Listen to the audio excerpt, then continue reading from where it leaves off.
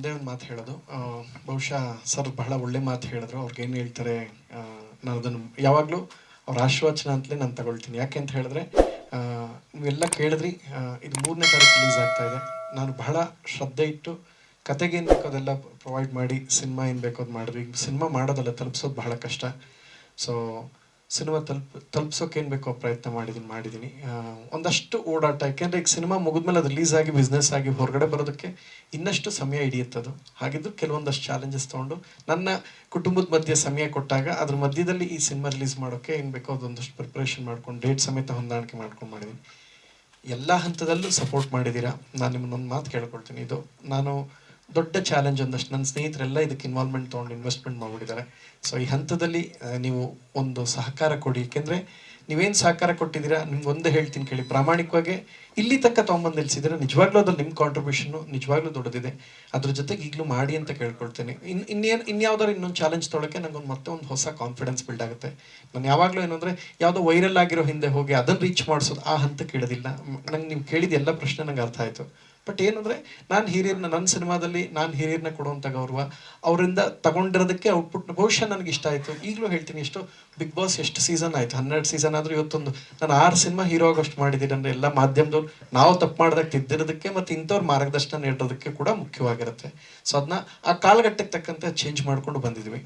ಇದು horror comedy cinema. ಇದು ಅದಕ್ಕೇನು ಬೇಕೋ ಅಷ್ಟು ಎಂಟರ್ಟೈನ್ಮೆಂಟ್ ಎಲ್ಲವನ್ನೂ ಮಾಡಿದ್ದಾರೆ. ಆ್ಯಂಡ್ ಎಲ್ಲ ಹಂತದಲ್ಲೂ ಪಾಪ ನನಗೊಂದು ಖುಷಿ ಏನಂದ್ರೆ, ಲಾಸ್ಟ್ ಇಯರ್ ನನ್ನ ಹುಟ್ಟುಹಬ್ಬಕ್ಕೆ ಟೀಸರ್ ರಿಲೀಸ್ ಆದಾಗಲೂ ಅಷ್ಟೇ, ಆ ದಿನ ನೈಟ್ 10 ಗಂಟೆ ಪ್ರೋಗ್ರಾಮ್ ಇದ್ದು ನಿಖಿತಾ ಸಿನಿಮಾಗೇನೆ ಅವರು ಸಿನಿಮಾ ವಿಚಾರದಲ್ಲಿ ಅವ್ರ ಕಾನ್ಫಿಡೆನ್ಸ್ ನನಗೆ ಬಹಳ ಇಷ್ಟ. ಅವರು ತೊಗೊಂಡೋಗೋ ರೀತಿ.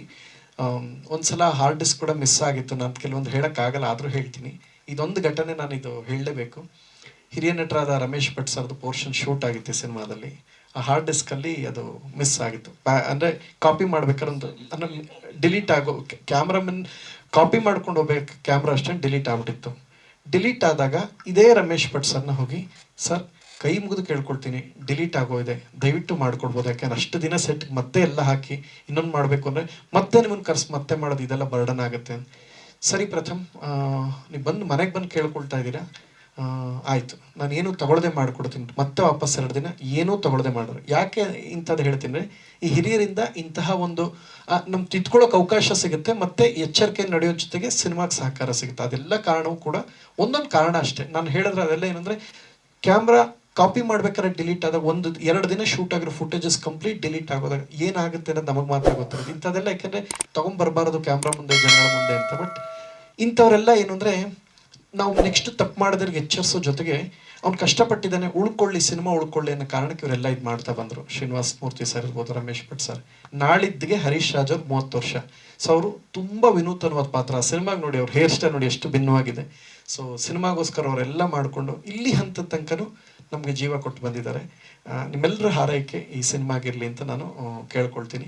3ನೇ ತಾರೀಕು ರಿಲೀಸ್ ಆಗ್ತಾ ಇದೆ. ಫಸ್ಟ್ ನೈಟ್ ವಿತ್ ದೆವ್ವ ಮಿಸ್ ಮಾಡದೆ ನೋಡಿ. Thank you. ಮಂಗಳ, ಏನೋ ನಗ್ತಾ ಇದ್ದೀರಾ, ಏನಾಯ್ತು? Thank you Mangala. ಲೇಟೆಸ್ಟ್ ಹಾಗೂ ಇಂಟ್ರೆಸ್ಟಿಂಗ್ ಸುದ್ದಿಗಳಿಗಾಗಿ ಬಾಸ್ ಟಿವಿ ಕನ್ನಡ ಚಾನೆಲ್ನ ಸಬ್ಸ್ಕ್ರೈಬ್ ಮಾಡಿ. ಹಾಗೆಯೇ ಬೆಲ್ ಐಕಾನ್ ಪ್ರೆಸ್ ಮಾಡಿ. ಇದರ ಜೊತೆಗೆ ಫೇಸ್ಬುಕ್, ಇನ್ಸ್ಟಾಗ್ರಾಮ್, ಎಕ್ಸ್ನಲ್ಲೂ ಮಿಸ್ ಮಾಡದೆ ಫಾಲೋ ಮಾಡಿ.